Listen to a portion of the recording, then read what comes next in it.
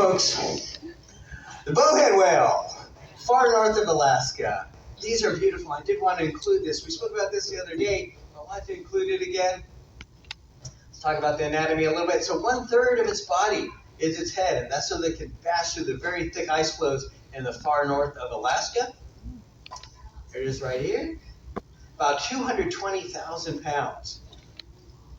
Eat 4,000 pounds of food per day, live over 200 years, and actually swim with their mouths open, so they're constantly feeding. And again, that's kind of my approach at the buffets, to just come through, and so please keep some distance if you see me up there. Very thick coating of blubber, up to 20 inches thick. That's so that they can insulate themselves in the very far north of Alaska from the very cold temperatures. And 2 blowholes sitting side by side. Again, baleen whales having 2 blowholes and toothed whales only 1. Okay, whaling conservation. So whaling was officially banned in 1986. Still, there's some nations, Japan, Norway, and Iceland, killed over 40,000 large whales, and which is really a tragedy, as well as 100,000 dolphins and small whales. Again, if you kill off a whale, you're killing about 100 years, of evolution. So sad thing indeed. Blue whale once had a population of 300,000. Today, less than 3% of that number remains. So it's an IWC that was set up to oversee this. There's a schedule involved, 0 in the case of commercial whaling, theoretically, at least anyway.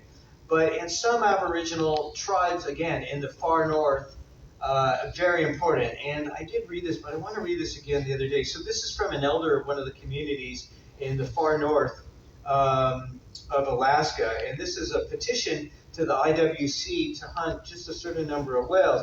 And the reason is there's, as a subsistence situation, there are no other sources of food up there. To import beef from the United States or chicken or something would be cost prohibitive and impossible. And of course, you can't really grow fruits and vegetables too readily. So as a food source, this is really a necessity. But their approach is one of great respect, and that's true of all the cultures that we've encountered and will encounter as we head south. They have a great connection and respect for the land, for the sea, and the creatures within the sea, because that's such an integral part of their livelihood and their ability to survive. I want to read this just really quick. So this last part, this elder, as in the petition, he says, our need for the bowhead whale is communal. The bowhead whale plays a very significant role in sharing networks that bind us together as families, communities, and a people. Our whaling captains and crews share the bowhead with all of us, whether we live in their village, in neighboring communities, or in other more remote areas of the state. So if there has been a successful hunt, they don't just feed within the community, but rather share it with neighboring communities as well.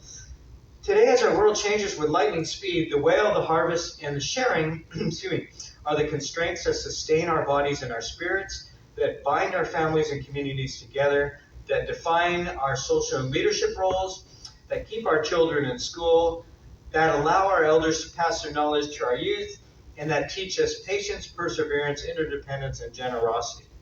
They strengthen our subsistence community across Alaska. They provide wisdom and insight. They give us hope. The whale and the harvest are our way of life, our cultural identity, and a means for survival.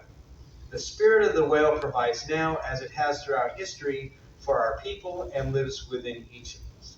So again, very integral part of not only their livelihood, but of their spiritual orientation. And so this is mainly in the far north of Alaska. Here are some of the tribes up here.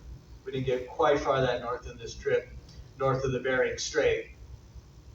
And this is where a lot of communities came originally from Russia. That's why you see Russian influence in Alaska coming across the Bering Strait and migrating actually all the way to Greenland in less than 100 years. This is a bowhead harvest here. Kind of like our buffets. Again, sharing that with other communities nearby as well. The blessing ceremony as well to honor the whale before consuming them. So again, great respect for the whale and all this bringing to the community and their livelihood. And this, I think, should be a shore excursion. This is a blanket toss. So to celebrate a successful outing, they'll toss people up into the sky like this, which looks like a blast. Okay, what have we got next? So we got, I wanted to put this let's see how we're doing here. We're perfect. 10 more minutes. Cool?